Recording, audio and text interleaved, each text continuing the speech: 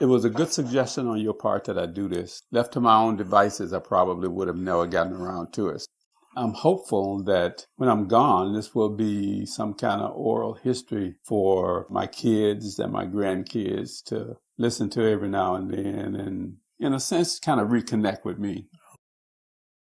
I was born at home, and there was a midwife. I don't think she was really a midwife, but she was my mama's friend. She delivered me. She tells this story about how when I was born, she started screaming because they didn't have anything to wrap me in.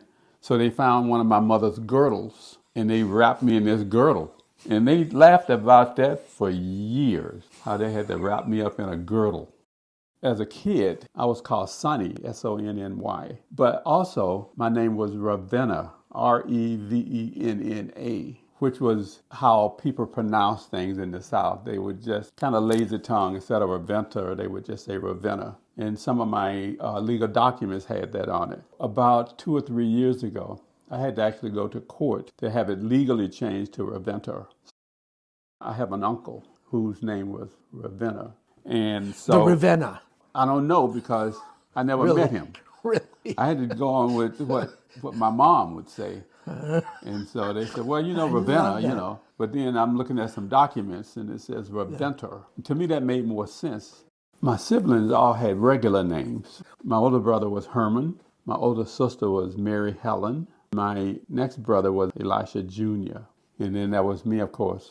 So then I had a sister, Dora, a sister, Shirley, a brother, Larry, a sister, Linda, a brother, Anthony, a brother, Stephen, a brother, John, and my youngest brother, Michael. All of a sudden, Ravenna is inserted in that. Where the hell did that come from? Yeah. I think the name may go with me. So I'm sorry, the world would be at a loss.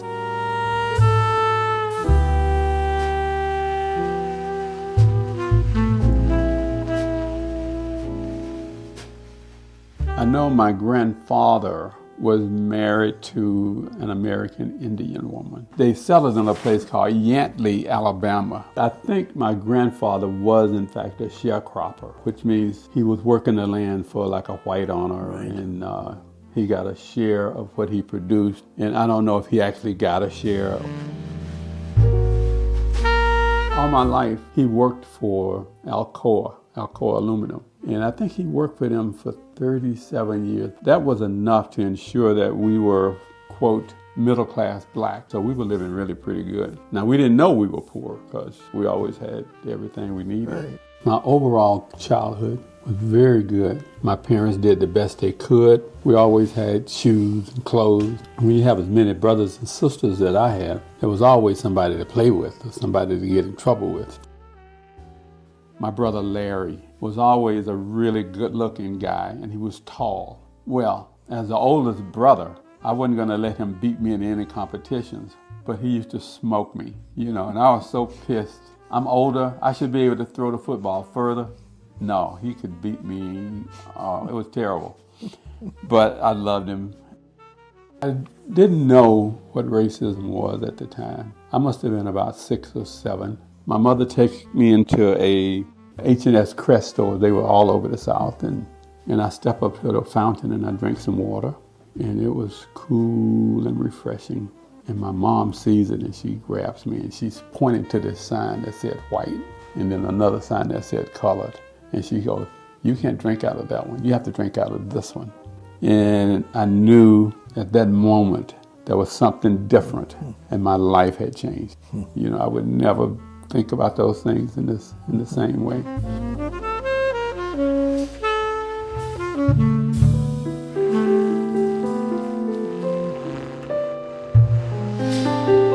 I played the saxophone all through college, I got very good with that instrument.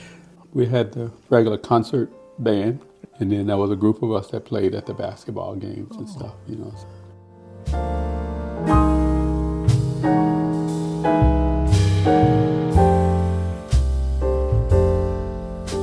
I went from private first class, which is kind of basic out of basic training. But I went from that to E4, and I was in E4 for 1 month, and then they made me an E5. 9 months in, I was already in E5. which is extraordinary for the Army. But again, it's a time of war. One of the things that the military will do to you is they take your enemy and they dehumanize it to such a point where you want to destroy them, you know. And so a lot of guys bought into that. I never really bought into it because I had a good sense of self. And the way the Army would do it is they would set you up with a buddy. And in my case, there was this guy from Georgia. We had nothing in common. He was white, I was black. We were about the same size. We got to be good friends. His name was Stan Sherman. I would say about a year ago. Stan was going through some old military stuff and saw it and looked me up on Facebook or something and got in touch. And he and I have been talking probably every other week since then. It was really nice to hear from old Stan. My captain is now a guy by the name of Tony D'Antonio. And he and I were good friends. He was the captain, but off duty, he and I were close.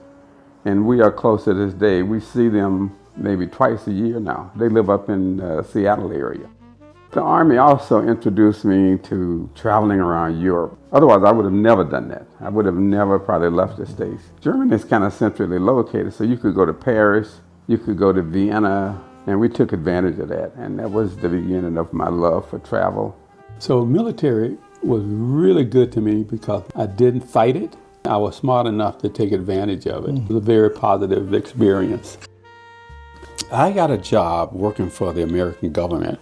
Our job was to take these guys, figure out what they wanted to do when they got back to the States. And then we would find a like job for them in Germany, on the Germany continent. And so that was my job, was to place those guys in some of those training situations.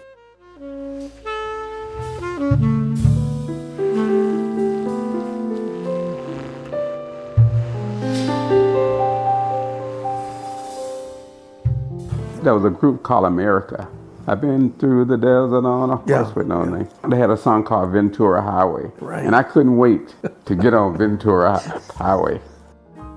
And I drove Highway 1 all the way from Los Angeles to San Francisco. My first kind of real job was with Long's Drug Stores. One of my buyers came in and he said, "You ought to go to work for us." And he was with the Wrigley Chewing Gum Company. That helped me out a lot, being able to engage and talk to people. And the combination of that plus having a very good product made selling very easy for me. Is there another profession you think you would have enjoyed? Sure. When I was in college, I kind of wanted to be a dentist, but I didn't want to do math and biology. So I had a conflict there.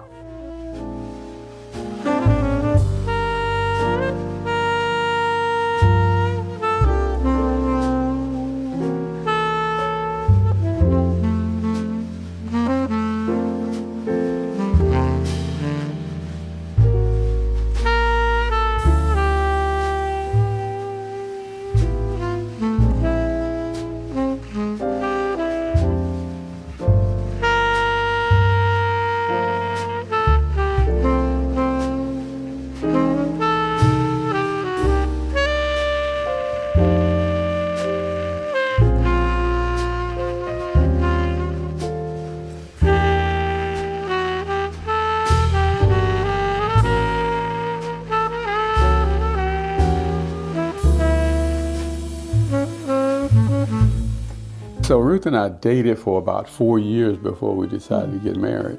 We could have gotten married sooner, but I never thought of myself as being loved like that. Nobody ever cared for me like Ruth did. She loves me for me.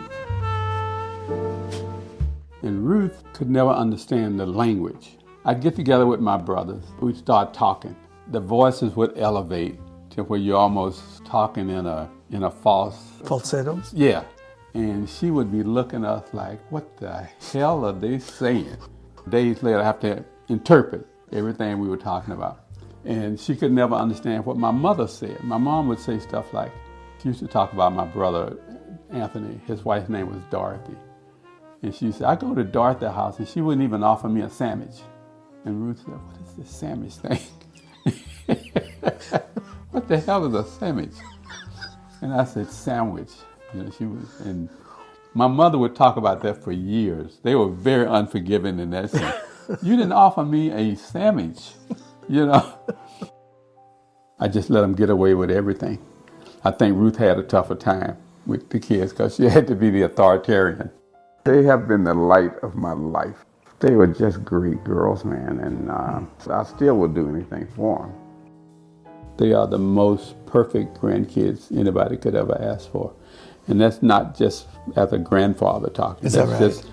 I've got documents that Is say that right? that. Yes, Is that from right? all over.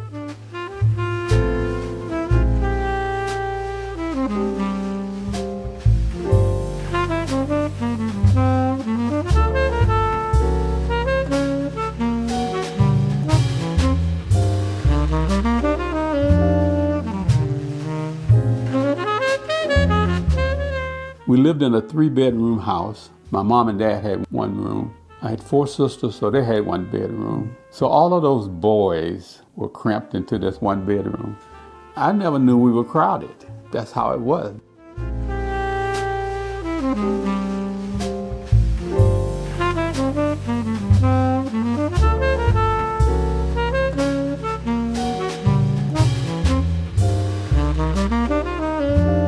From the very beginning, my mom always insisted that we go to church, even though my dad never went to church.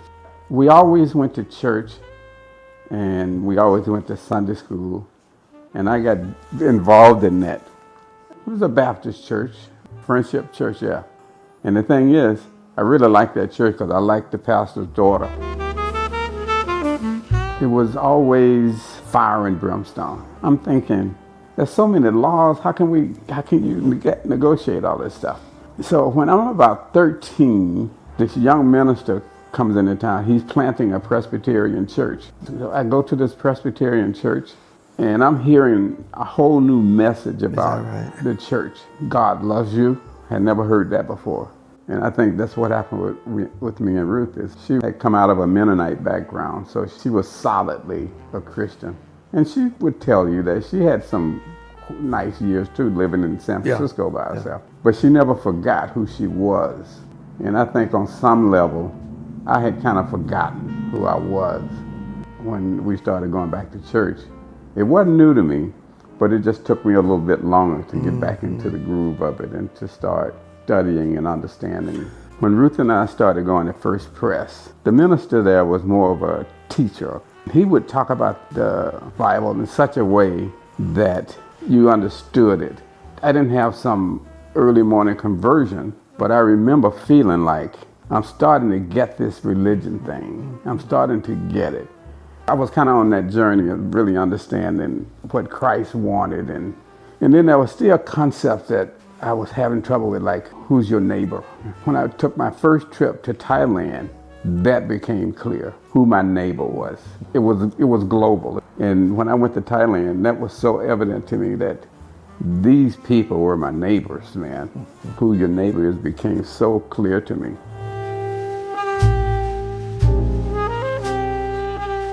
Ruth has always been a genuine, good-hearted person, quite a lady. The fact that she chose me is a testament to how great she is, you know. I have probably been the luckiest man alive. From where I began to where I am, it has not been a particularly difficult journey. I have a wonderful wife that steered me in some directions. Even now, when I'm looking at, kind of possibly the end of my life, I still think, I don't know that I would do anything different because it was so good.